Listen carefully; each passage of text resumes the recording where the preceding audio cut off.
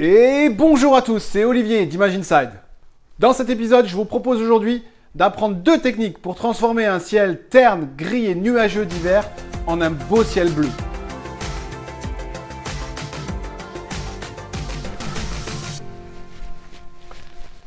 Ça vous aura pas échappé, c'est l'hiver. Dehors, le ciel est gris, nuageux, le plafond est bas. Pas très motivant, quoi. C'est même lourd. Alors, en photographie immobilière, le ciel lourd et nuageux, c'est pas très valorisant pour les biens. Alors, ce que je vous propose dans cet épisode aujourd'hui, c'est de découvrir comment transformer un ciel gris d'hiver, terne, en un beau ciel bleu d'été. En photographie immobilière, l'ambiance de la photo est très importante. Et un ciel bas, gris, terne et nuageux va rendre la photo plutôt fade, inintéressante. Alors qu'un beau ciel d'été, bleu et légèrement nuageux, va apporter du peps, du dynamisme et une émotion positive à vos photos. C'est donc hyper important pour un bien immobilier, que ce soit pour la vente ou pour la location, que vous le montriez sous son meilleur jour. Donc on va apprendre aujourd'hui deux techniques particulières que j'utilise quotidiennement pour transformer un ciel d'hiver en ciel d'été. Première technique. La première technique se passe avec Lightroom. C'est une technique que j'utilise quand le ciel de la photo est juste un peu gris, juste un peu terne, pour lui donner un peu de peps et de bleu. On va apprendre à bleuir le ciel pour le rendre plus estival et plus chaleureux. On se retrouve tout de suite sur Lightroom pour vous montrer comment je retouche et je bleuis ces ciels. Et nous voilà ici sous Lightroom où je vais vous montrer comment bleuir ce ciel gris d'hiver pour le rendre plus percutant, plus dynamique. Donc voilà la photo que j'ai sélectionnée. On va simplement appliquer une température, jouer sur la température de l'image, mais uniquement sur la zone du ciel. Je ne veux pas modifier la température du reste de l'image. Donc, on va utiliser un outil magique qui s'appelle le pinceau. Il se trouve ici. Le raccourci clavier, c'est K si vous voulez l'utiliser. Et ce pinceau va me permettre d'appliquer en fait l'ensemble de ces paramètres ici sur une zone que je vais dessiner sur la photo. Donc, moi, je vais m'appliquer à dessiner uniquement mon ciel. Le paramètre que j'applique en premier pour bleuir un ciel, c'est la température. Je vais réduire cette température au maximum, histoire d'avoir une zone très bleue, en fait. Je prends un masque ici qui soit assez grand pour dessiner mon ciel. Et surtout, ce que je prends, c'est un contour progressif qui va me permettre de déborder assez facilement. Vous allez voir comment je récupère ensuite. Mais surtout d'avoir un rendu beaucoup plus réaliste. Et je vais venir peindre ici mon ciel. Et comme par magie, sur cette zone que je dessine, le paramètre température s'applique à -100, ce qui fait que donc le ciel devient plus bleu.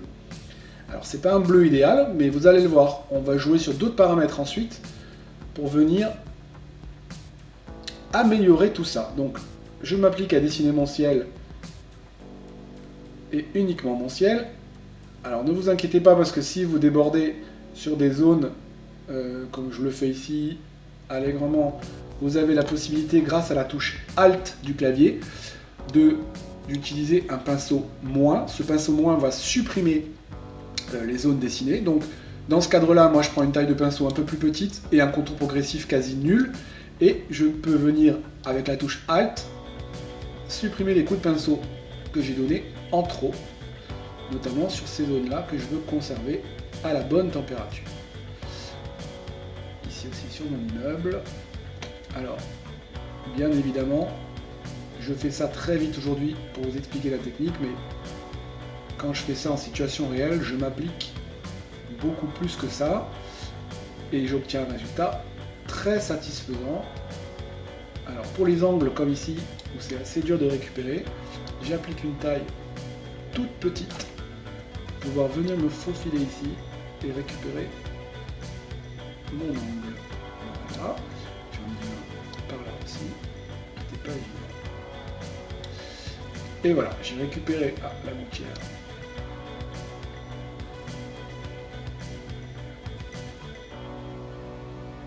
Hop là. C'est pas facile avec une souris, d'habitude je travaille à la tablette graphique. Là je suis avec la souris et j'ai donc des mouvements un peu saccadés. Donc voilà, je viens de dessiner mon ciel et que mon ciel et j'y ai appliqué le paramètre température à -100. Je vais pouvoir continuer à faire quelques réglages, notamment l'exposition, sur laquelle je peux venir jouer pour dramatiser mon ciel, le rendre encore plus bleu, etc. La netteté, la clarté pour définir un petit peu plus les nuages, les hautes lumières, les basses lumières.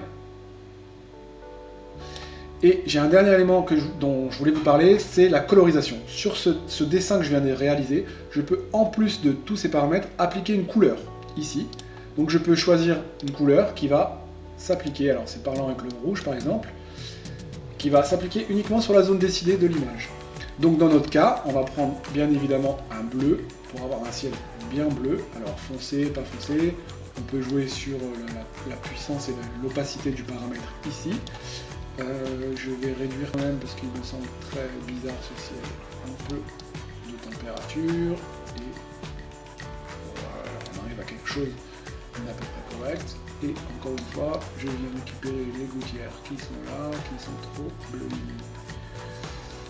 pour ne pas avoir une distinction trop nette. Donc voilà, grosso modo la technique, appliquée de manière très rapide ici. Mais la particularité de fonctionner quand même. Donc on a transformé ce magnifique ciel gris, je vous le remontre de départ, qu'on avait sur cette photo, avec une photo assez terne, blanche, très fade, avec un beau ciel bleu qui dynamise quand même la photo et qui donne un peu plus d'attrait, de peps à cet immeuble. Deuxième technique avec Photoshop.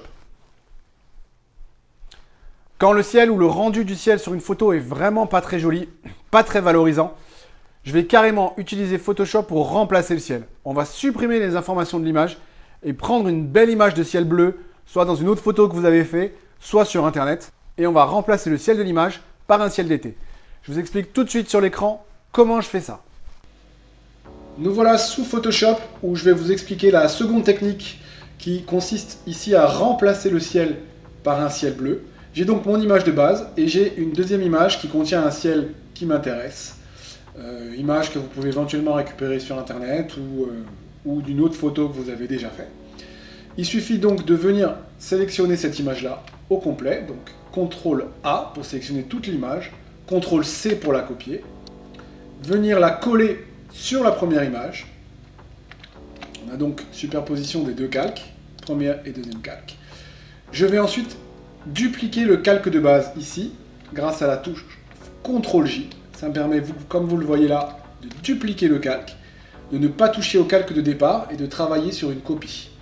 Ce calque-là, je le fais passer au-dessus de ma photo qui contient le ciel. Tout simplement, je vais venir maintenant sélectionner le ciel et le supprimer. Et on verra apparaître dans la zone supprimée le calque du dessous qui sera le calque contenant le ciel. Donc pour sélectionner le ciel, l'outil sélection se trouve ici. Et je viens dessiner mon ciel. Et bien voilà, sur cette image, c'est assez facile puisque le contraste est quand même assez fort entre le blanc du ciel et le reste. Je vérifie qu'il n'y a pas de zone particulière. Non, tout est bien, j'ai sélectionné la bonne zone. Je supprime et j'ai donc dans cette zone supprimée l'image du dessous qui apparaît. Alors vous voyez, il y a des éléments qui me gênent. Je vais donc simplement venir sur le calque du dessous et transformer ce calque, je dirais le grossir, le zoomer pour pouvoir faire disparaître ces éléments. Donc ici, avec un outil de redimensionnement, je viens redimensionner mon calque jusqu'à faire disparaître mes immeubles. Voilà, on y est. Je valide. Et j'ai donc un ciel tout neuf et tout bleu sur mon ancienne photo. Je peux bien sûr appliquer au ciel bleu un calque de réglage qui me permet de le rendre un petit peu plus ici. Il est assez parlant, il va assez bien avec l'image de départ, mais quelquefois il y a des petits soucis de couleur. Donc je viens rajouter un nouveau calque de réglage sur l'exposition, les niveaux ou les courbes, la luminosité, contraste par exemple, assez intéressante pour pouvoir. Ici, je rajoute le calque uniquement sur le calque précédent, ce qui me permet de l'appliquer uniquement au calque du dessous. Et je viens jouer sur la luminosité et le contraste pour pouvoir travailler un petit peu plus mon ciel et l'uniformiser avec le reste de l'image. Voilà, c'est pas mal, tiens. Un tout petit peu.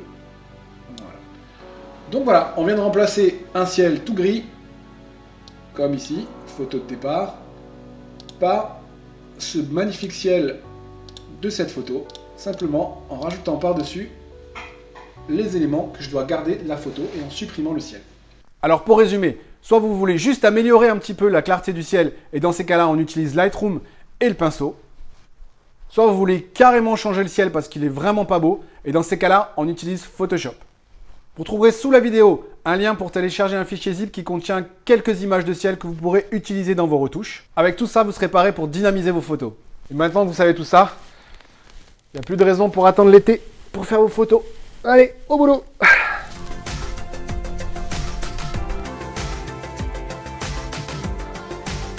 Et voilà, c'est tout pour aujourd'hui. On se retrouve très vite sur la chaîne Photographe Immobilier pour de nouvelles vidéos. Salut à tous, à bientôt!